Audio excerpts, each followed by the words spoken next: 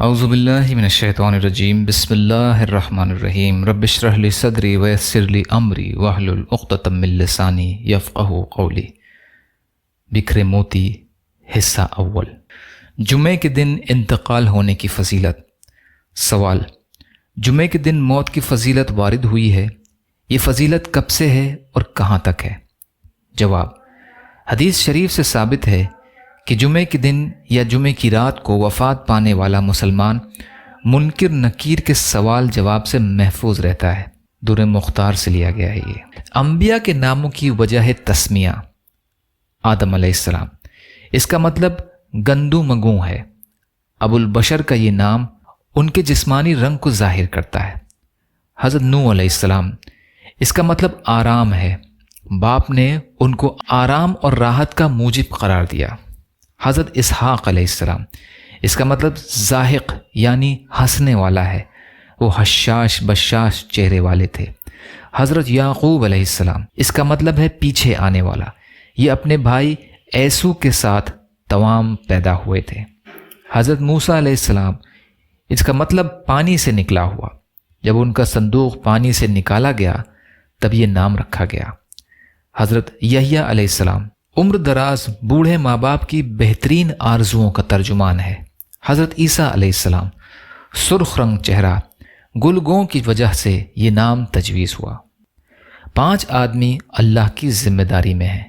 حضرت معاذ بن جبل رضی اللہ عنہ فرماتے ہیں، میں نے حضور صلی اللہ علیہ وسلم کو فرماتے ہوئے سنا کہ جو آدمی اللہ کے راستے میں نکلتا ہے وہ اللہ کی ذمہ داری میں ہوتا ہے، اور جو کسی بیمار کی عیادت کرنے جاتا ہے وہ بھی اللہ کی ذمہ داری میں ہوتا ہے، اور جو صبح یا شام کو مسجد میں جاتا ہے وہ بھی اللہ کی ذمہ داری میں ہوتا ہے، اور جو مدد کرنے کے لیے امام کے پاس جاتا ہے وہ بھی اللہ تعالیٰ کی ذمہ داری میں ہوتا ہے، اور جو گھر بیٹھ جاتا ہے اور کسی کی برائی اور غیبت نہیں کرتا وہ بھی اللہ تعالیٰ کی ذمہ داری میں ہوتا ہے۔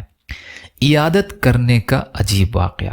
حضرت عبداللہ بن مبارک رحمۃ اللہ علیہ کا واقعہ لکھا ہے کہ جب آپ مرض الوفات میں تھے، لوگ آپ کی عیادت کرنے کے لیے آنے لگے۔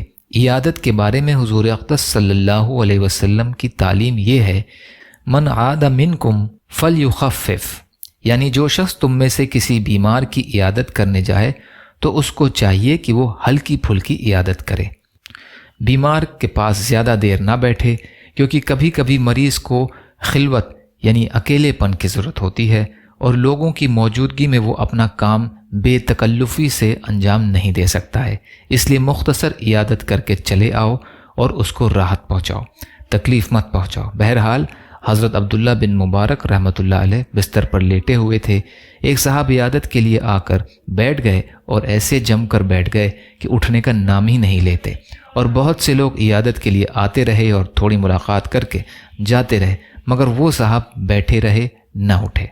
جب حضرت عبداللہ بن مبارک رحمۃ اللہ علیہ اس انتظار میں تھے کہ یہ صاحب چلے جائیں تو میں خلوت میں بے تکلفی سے اپنی ضروریات کا کچھ کام کر لوں، مگر خود سے اس کو چلے جانے کے لیے بھی کہنا مناسب نہیں سمجھتے تھے۔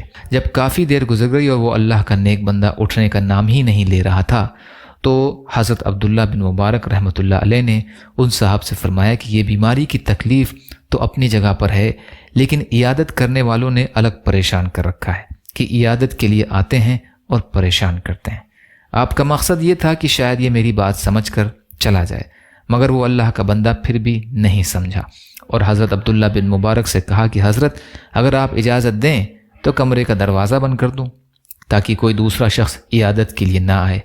حضرت عبداللہ بن مبارک نے جواب دیا، ہاں بھائی بند کر دو، مگر اندر سے بند کرنے کے بجائے باہر سے جا کر بند کر دو۔ بہرحال کچھ لوگ ایسے ہوتے ہیں جن کے ساتھ ایسا معاملہ بھی کرنا پڑتا ہے، اس کے بغیر کام نہیں چلتا، لیکن عام حالت میں زیادہ سے زیادہ یہ کوشش کی جائے کہ دوسرا آدمی یہ محسوس نہ کرے کہ مجھ سے اعراض برتا جا رہا ہے۔ اللہ تعالیٰ اپنی رحمت سے ہم سب کو ان سنتوں پر عمل کرنے کی توفیق عطا فرمائے، آمین۔ یا اللہ ہم سب کو کہنے سننے سے زیادہ عمل کی توفیق عطا فرما۔ یا اللہ مظلوم فلسطینیوں کی، کشمیریوں کی، روہنگیا مسلمانوں کی اور مسلمان جہاں بھی پریشان حال ہیں، ظالموں کے ظلم کا شکار ہیں، آپ ان کی بھرپور مدد فرمائیے۔ یا اللہ ہم سب کو اپنی استطاعت کے بقدر اپنا حق ادا کرنے والا بنائیے۔ یا اللہ صبر اور شکر اور اچھی طرح عبادت کرنے والا بنائیے۔ یا اللہ آپ قادر مطلق ہیں، آپ کے لیے ہر چیز آسان ہے، ہمارے لیے بھی آسانیاں پیدا فرمائیے۔ یا اللہ بغض، حسد، جلن، کینہ، تکبر، ریاکاری سے ہمیں پاک کر دیجئے۔ تمام ظاہری اور باطنی بیماریوں سے اور آفات سے اور مصیبتوں سے ہماری حفاظت فرمائیے۔ یا اللہ جو مانگا وہ بھی عطا کر دیجئے، جو بھول گئے ہوں اپنے فضل و کرم سے عطا فرمائیے۔ ربنا تقبل منا انک انت السمیع العلیم برحمتک یا ارحم الراحمین۔ لا الہ الا اللہ محمد رسول اللہ۔ السلام علیکم۔